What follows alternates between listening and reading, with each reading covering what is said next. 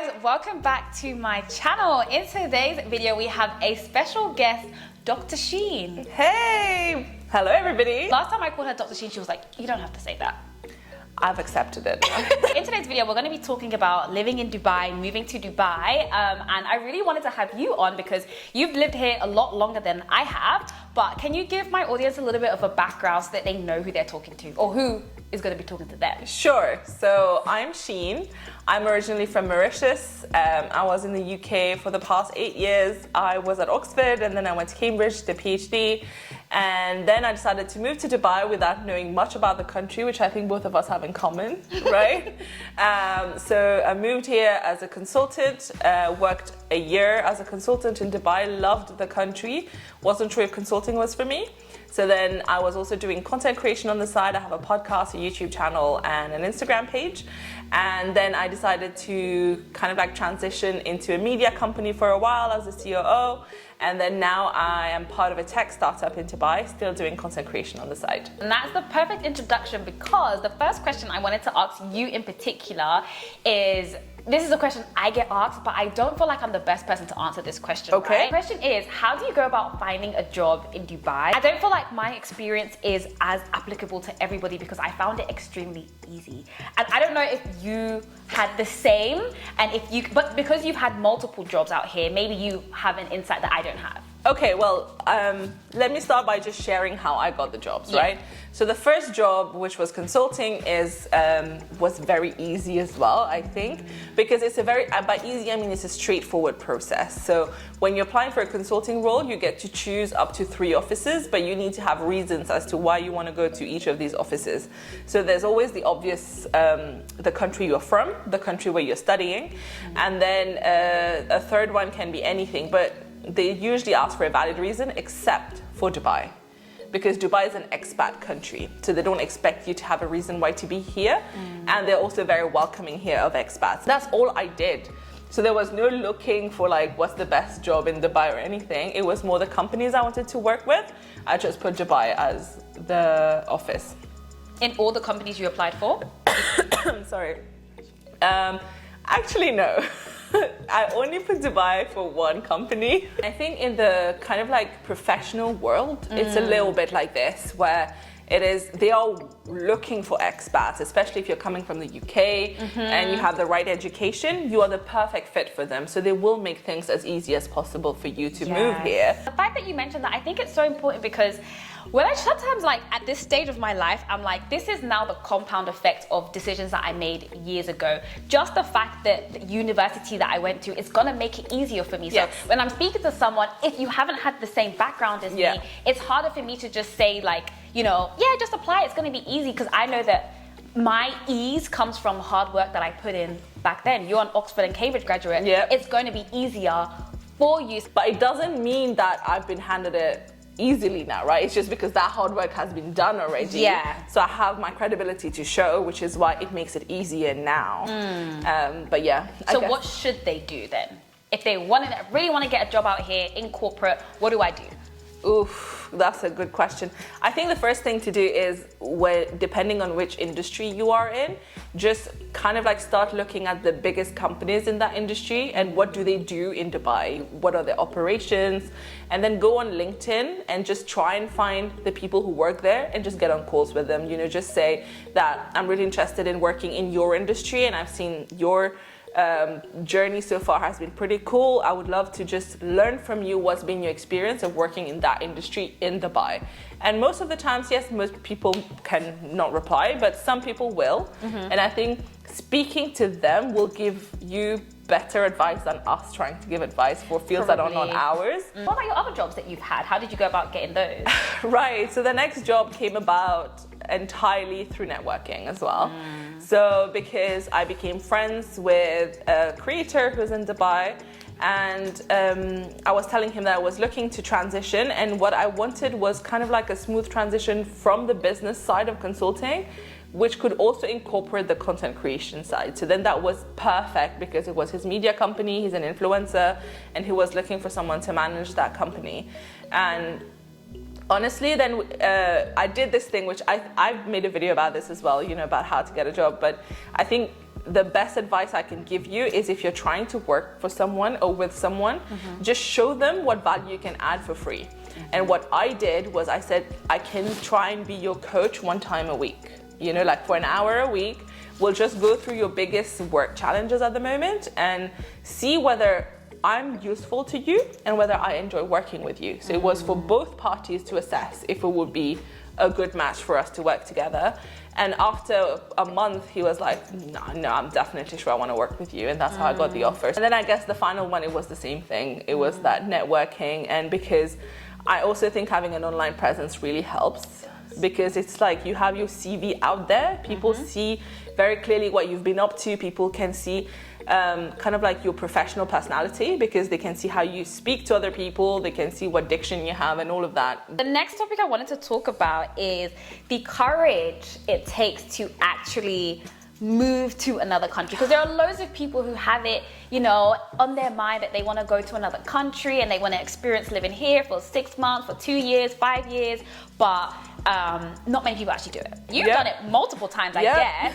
So how do you, is it something that you're just used to? Because I have some friends, right, and they moved around a lot when they were younger, and so now as an adult, they can move to different countries and they don't feel any ways about it. Whereas me, I've basically been grounded for the majority of my life in the same place in London. So moving was a lot more of a big deal for me. Right. Yeah, I think yes and no, because when I went to university was the first time I left Mauritius. And I was very young, and when you're 18, you know what they say, ignorance is bliss. It's true. You know, when you're young, you don't necessarily appreciate what moving to a new country means. But then also when you move as part of education, you are in such a formal environment. The institution takes care of everything. Moving to Dubai, I would say Dubai is probably the easiest city to adapt to. Yes. Right? Wherever you come from. Wherever you come from, because it's like, what, 85% expat? So there's no minority, there's no majority. There's just everyone here. And it's so easy to get used to the place, the convenience of everything. I've been traveling in the past month, going to the US and the UK, and I just miss the Kareem taxi everywhere. It's really interesting to see how Dubai has made itself kind of like the preferred destination for expats. And they've identified all the things that you need when you move here as someone who's new to the region, and they've solved that. I really, really like what you said about Dubai being built for expats and it making it easier to assimilate, because I completely agree. I didn't know that before I came though. Same. But there are very, very few places personally that I would live in coming from the UK and being a black woman. Very, very few places, and Dubai is high up on that list because it's built for you to feel as comfortable as possible. You don't feel like you're intruding into someone else's space, because like you said, the people whose land it actually is are actually the minority. So you don't get that feeling of like, what are you doing in my country? Go back home. You know what I mean? You don't get that feeling here, because everyone, and the thing is, everyone who's here has a story, because everyone's moved from somewhere and come here. Then the mental courage to actually leave, I think that's what's stopping a lot of people. Like, how do I actually mentally prepare myself to actually take that leap? Did you have anything that was like holding you back? I would say for myself, it's easier to do the younger you are. The less roots you plant in a country, the easier it is. So even, for example, you guys know that I'm into property investing. I made it a point to only invest in an investment property as opposed to buy a house where I am paying the mortgage, because any little thing you do like that, it's going to make it harder for you to leave a country, because you've got a mortgage to think about, or you're tied down, you've got a car to think about, you've got kids to think about, all of that sort of stuff. So I think because I didn't have too many ties to the UK, I didn't plant my roots deep like that, I found it very easy to just leave. It wasn't easy, but it was easy. I think it would be easier than most. I think the hardest conversations for me were around was when I was thinking about like my relationships with people, my relationship with my family. How am I gonna feel like not being close to my family? But I feel like it's either you let go of like your attachment to other people and move on, or other people will move on and they will leave you behind. Definitely, and I completely agree with this, because when I got my job offer, you were assigned a mentor from the company, and I spoke to her being like, do you have any advice on what I should prep before moving to Dubai? And she said, honestly, just enjoy your time with your friends and your family. That's the only thing that you will miss in Dubai, because everything else is better. I cannot agree more. Like, everything else is better, but you do leave people behind. And as you said, I completely agree. You can't just plan your life around, you know, where other people are, because other people are not necessarily thinking the same way. And I feel like the people who matter anyway, the relationship stays, right? And nothing changes. You will still see each other. If anything, you make more of an effort to spend quality time together. You know, it's such a good point, because when I would tell some of my friends, like, oh, by the way, I'm moving to Dubai, and I told them quite late, because I made up my mind quite late. Right. And they were like, some of them were like crying and stuff, and I'm like, but I only ever see you in person like once a month anyway, so it's not that big of a difference. Like, it's actually not that deep. I'm gonna be coming back, you can come over here. And I think Dubai has been such a good place, because it's somewhere that people from the UK visit so frequently. Literally every month that I've been here, I've met up with someone from the UK, and like, it feels as if I'm at home, because it's like I'm always seeing people from home like all the time. Another thing that I would think about, or that I thought about, especially as someone from an ethnic background, is little things like food and stuff like that. But Dubai has that. So I have not missed out on pounded yam, jollof rice, anything like that. It's literally, it's here. And so I found it very, very easy to assimilate. Yeah. And even for me, because I eat halal food, so for me it was a heaven, because in the UK I could never eat McDonald's, I could never eat KFC. But here I don't even have to think. I don't need to ask if your meat halal. I can just eat whatever I want. So for me it was even better. What are the biggest culture differences you have found, if you have found any? Don't you feel like the lifestyle here is so lax? You find someone for everything. You want to clean your house, you could go on your phone, in an hour someone will be here. You want to clean your shoes, same thing. You want to get some food, same thing. Like, it's the lifestyle here makes you so You want petrol lazy. for your car. You want petrol for your car? You can order a petrol truck to fill up your car. You don't have to move. And from That's an app. insane. You don't even need to call anyone. Literally an app. That's insane. No, I agree. Like, it does make you feel like you are lazy. When I moved here, because I was working from home as well, I felt like I didn't even need to leave my flat. Everything comes to me. Everything. I have conversations with people who've like lived here for a bit longer, and there's still certain things that I'm like, but why would I pay to do that when I can do it myself? And I think it's kind of like a UK mindset, because like, you know, taxes are high, people don't have as much disposable income. You want to do so much so that you don't have to pay for it. It's like, why do I have to pay for that? Why do I have to pay for that? But here it's like so normal to pay for so many things and just get people to help you. Like, having a living nanny is very normal here. Like, very, very normal. I mean, you are into real estate. You know, a lot of these houses automatically come with a nanny's room. Literally, and it's not if you see a 3-bedroom house, the nanny's, what is it called, the maid's room isn't counted as one of the 3 bedrooms. It's like expected, because even in the UK, like, maybe it's just not a UK thing, but people will even look down on people who even have like help.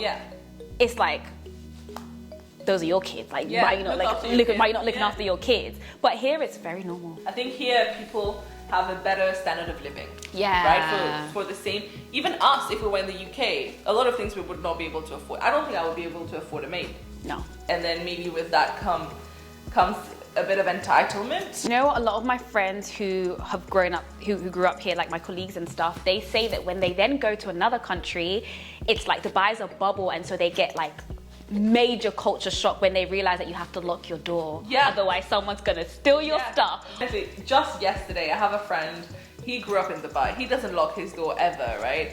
And yesterday he came to see me. He was like, oh, you know, when I left the gym, I put my wallet on top of my car, and then I forgot it there and I drove away, and now I don't know where it is. I was like, oh, should we cancel your bank cards? Like, should we cancel? He was like, why?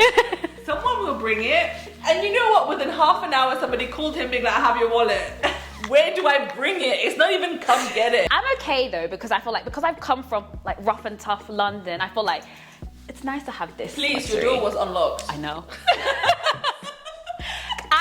I'm fully immersed in the lifestyle, like fully immersed. I leave my stuff in the gym, I leave my phone, I wander off. Same, I mean, I leave my car in the garage thing, and I was like, hey guys, the door is unlocked, can you clean the car please?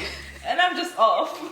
Do you know, that's so interesting, because the reason I realized it was so normal when I first like moved in here, and I was like, you know, getting people moving in the stuff, and the people who were moving in the stuff, I'm like, oh, I'm not gonna be at work, sorry, can we meet another time? They were like, why do you need to be here? Just leave the door open. And I'm like, what? What do you mean just leave my door open? Anyone could Yeah. just, but it was just like, what do you mean? Yeah. Just leave the door, we'll come in. Yeah. So, Define yeah. space like that. Yeah, that's been a major culture shock for me, but I love it. It's a great culture shock. But then, now that we've said that though, people, I don't know if you got this yet, when I speak about being in Dubai, blah, blah, blah, a lot of people are like, the cons that they mention, not even cons, like, The human rights stuff. oh my God, the human rights stuff. Why would you want to go to a slave country? I guess you support slavery then. Why are you contributing to modern slavery? That's the question. And it's always someone in Europe. Because let's not, can we not? Like, I'm like, do you really want to go there? Yeah. Do you actually really want to go there and start talking about slavery and stuff like that? Because you Especially when it's really English don't. people. I'm like, Do you know what I mean? You of all people. But where does that come from? I actually don't know. I don't get it. So let me explain. So, we just talked about all the convenience that we have. So there are people who do these jobs, Yes. right? And they are all usually brought from Asian countries. Yes. And they're brought in with like these agents and stuff. And I don't know if you've seen the camps where they stay.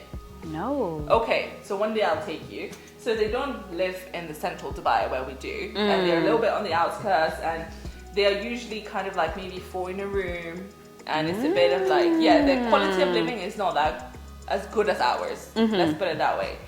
And back in the days, there were some talks, I don't know whether they're true or not, that these people, when they would come here, the employers would take their passports. I've heard this. So then they can't go anywhere. They're stuck here even if they don't want to do the job, and they're not paid on time, blah, blah, blah.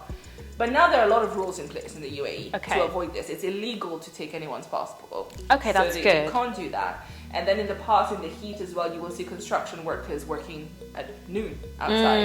And now it's illegal during summer for them to work between certain hours. And if you see them, you just call the police immediately. Okay. And now it's getting a lot better. But when I came here, I heard a lot about this. They were like, oh, you know, your life is better because you are building it on the back of these people, right? So then I thought, let me ask. You know, I asked my maid. Every time I'm in the Kareem, I ask the drivers as well. And I was like, what's your experience like? And a lot of these people have been here for 15, 16 years, right? And my maid was like, the money that I make in a month, and I only send half of that back to the Philippines. And she was like, this is more than what my whole village makes in a month.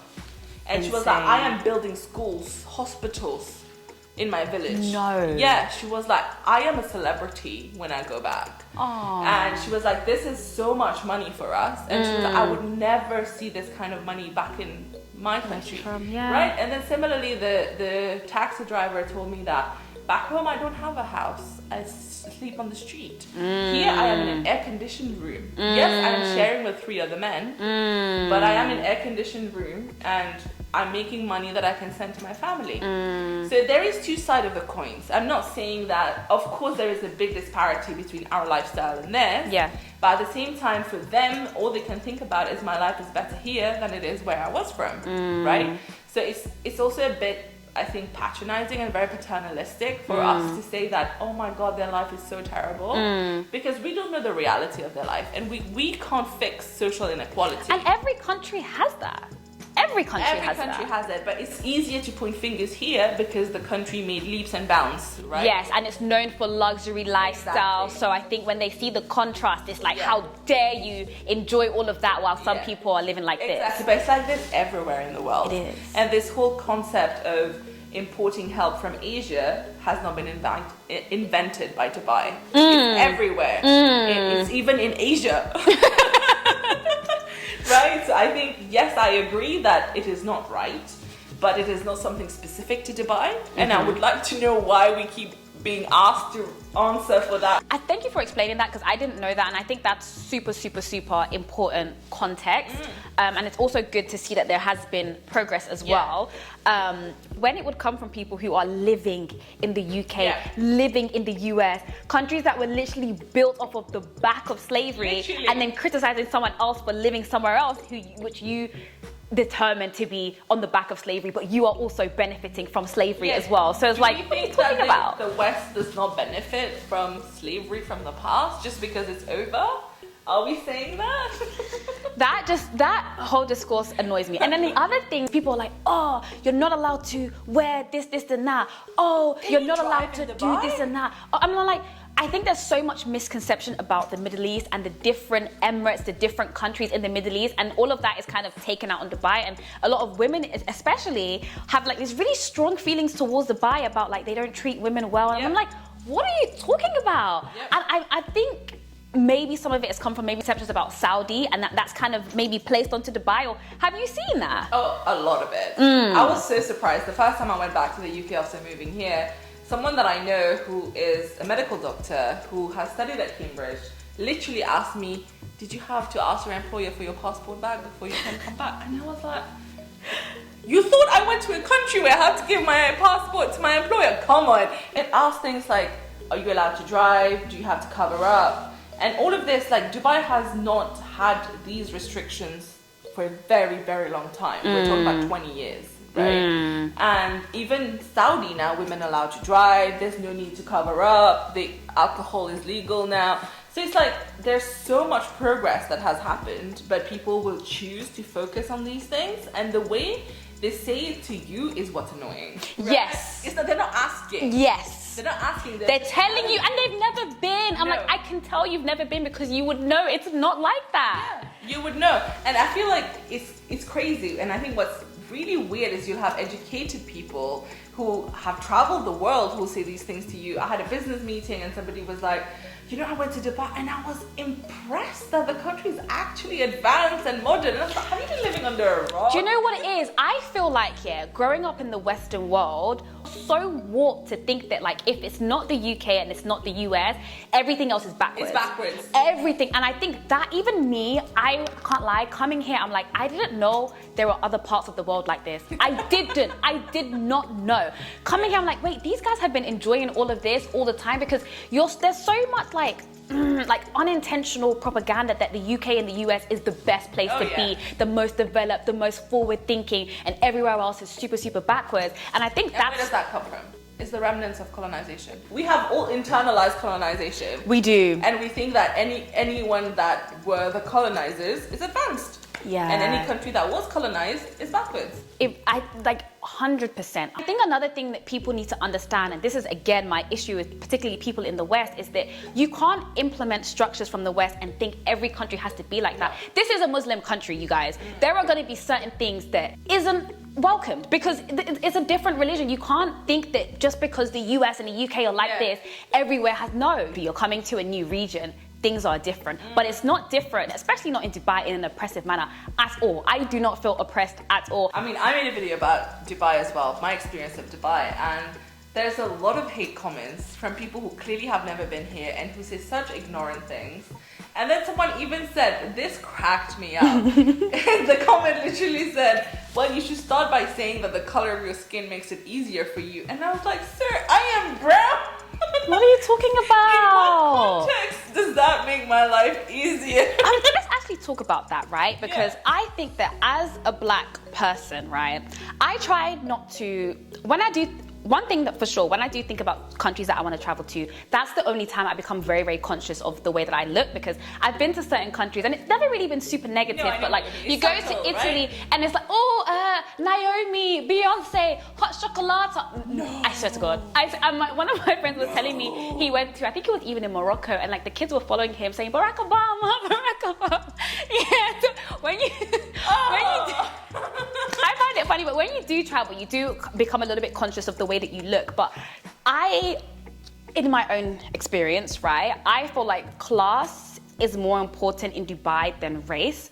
I haven't felt any sort of, because there's this issue that Nigerians were having in particular where I think one idiotic person did something stupid. I think something violent happened, and then they stopped issuing visas to people from who had a Nigerian passport, right? And so I think from that stemmed this whole thing that Dubai is racist, Dubai is racist, Dubai is racist, Dubai is racist. And a lot of people will say, what is your experience as a black woman? What is your experience as a black woman? And I haven't had any experiences that relate to my race. Right. In my personal opinion, I haven't. Maybe because I don't think with the race mindset, but over here, I haven't felt any sort of way being black. So what is your experience as an Asian person? Yeah, before I get into that, I would also like to point out that, in the Emirati culture, who are the local people of the UAE, a lot of them are black. I don't know if you know Really? that. Yeah. The original nomads, they were black.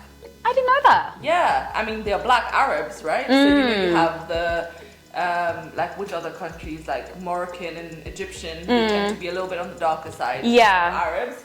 So, I have an Emirati friend who is very dark skinned with curly hair. And as an Asian, honestly, it's interesting. And I think this might be a little bit controversial. Ooh, I love controversy. Yeah, but generally in this country, Asian people are considered as the help. Yeah.